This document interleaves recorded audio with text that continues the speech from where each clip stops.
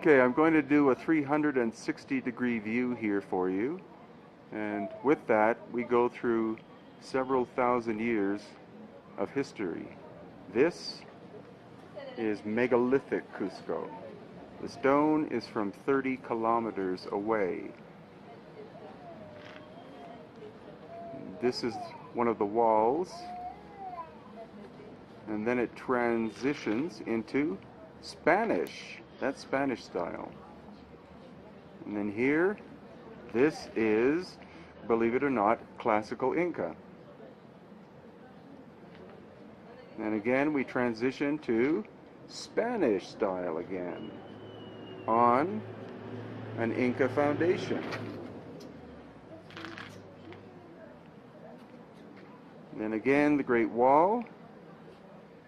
The repair you see in the center is Inca period. They obviously found this building already broken up, probably due to the catastrophe that happened 11,500 years ago. So here's another example of transition for you. This is one of the massive churches in Cusco, made out of recycled Inca palaces. They simply took the walls down, stones that were not too big, and those that they didn't have to shape too much, and built their own buildings. But this is what most people think of as Inca. Very precise construction with little or no gap in between the blocks. The precision cut that you can see here of the surface, perfectly flat. And then the interesting thing they did is that they curved the walls like this.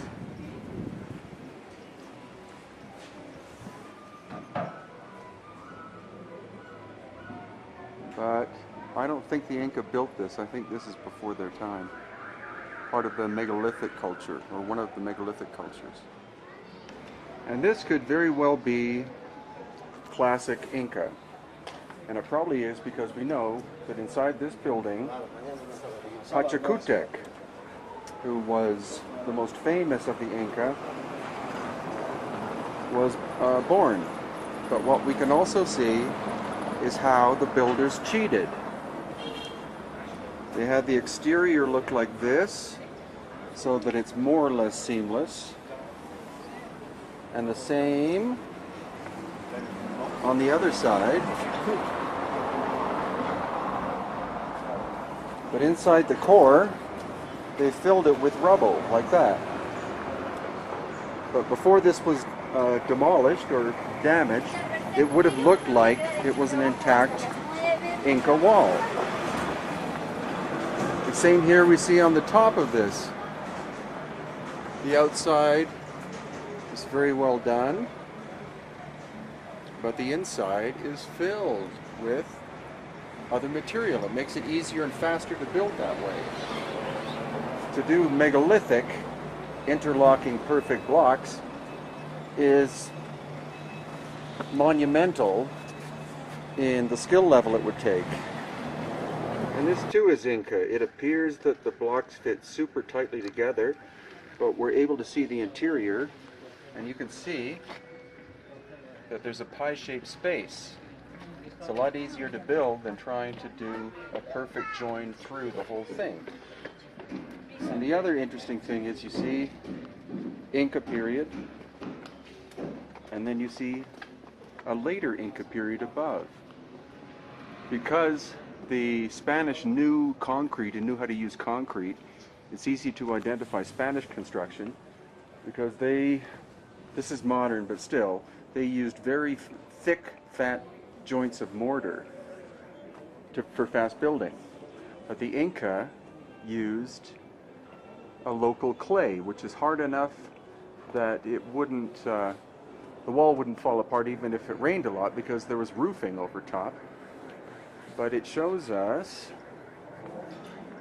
how the Inca built, and this, in comparison, to the superstructure we'll get to next, the Coricancha, which is possibly the world's greatest building accomplishment from the past several thousand years. So this is where the story gets very interesting, as I try not to get run over.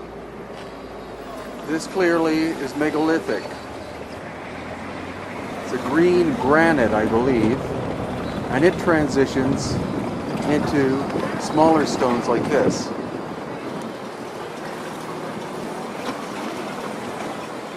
Different material. This, I believe, is basalt.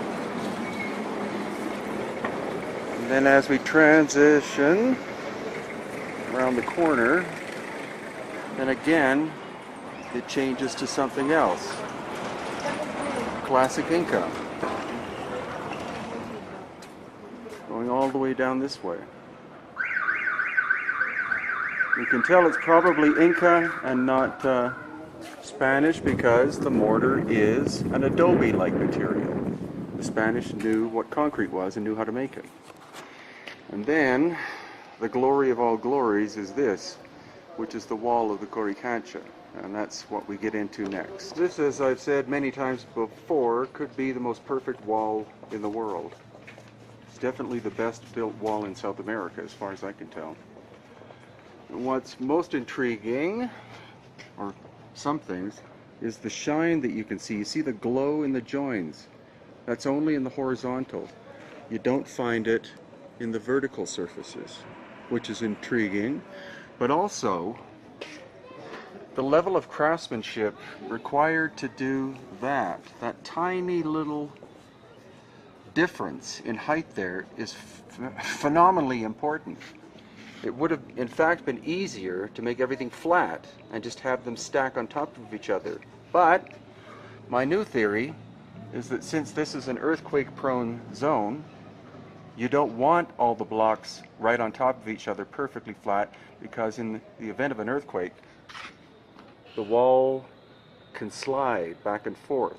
So by having these in opposing positions along a wall, it means it stops this one from being allowed to move that way. And finally, for this video, this is where we see the transition from the incredible Coricancha basalt, I believe, from a quarry 50 kilometers away, transitioning to this, which is probably an Inca reconstruction of the damaged wall, because there's adobe mud used and little stone shims and things. And above that is more of the classic Inca. And above that still is the basic common stucco stuff that the Spanish wound up using a lot. Okay, so here's evidence of what I was talking about. Now this stone can't move that way because it would have to push the entire wall up in order to shift during an earthquake to the left. So we move along. There's another one that does the same thing. It can't go to the left, but it also can't go to the right. So this one is stuck in place. It acts like a jam or a dam kind of thing. And as we continue moving along, again, this little transition means that this one especially would have a bit of a difficult time trying to move that way. It would have to push the wall up. And then it gets more obvious here. Again, we have one of these stones which looks like it was almost like purposefully done that way to stop stones from the left or the right being able to move left or right. Earthquake proofing mechanism, and is the reason why the wall is not perfectly straight, because the builders knew that earthquakes happen in waves, and therefore straight lines are not a smart idea. And also in terms of resonance, if the whole thing is so tight, then that means that it could possibly vibrate, much as I've heard the Great Pyramid does, or did when it was functioning as a power plant, thanks to Chris Dunn. That the whole thing vibrated as one thing, and therefore sound being in waveform moves more naturally along wave lines than it does straight. Thank you for your time.